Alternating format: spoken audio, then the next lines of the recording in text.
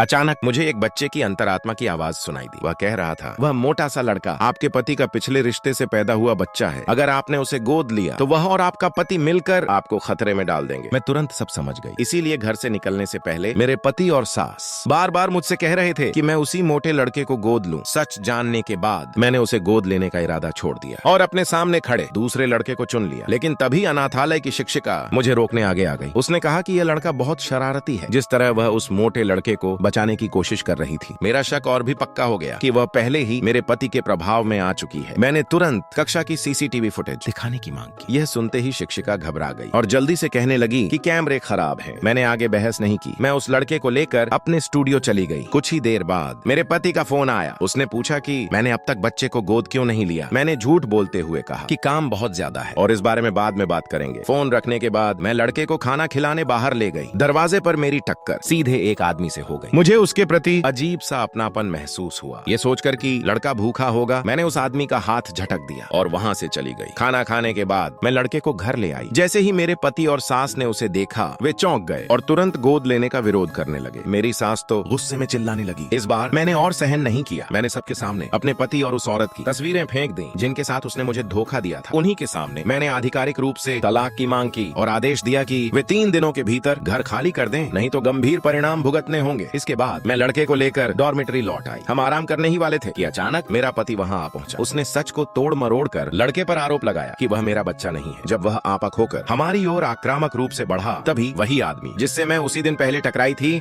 अचानक सामने आ गया।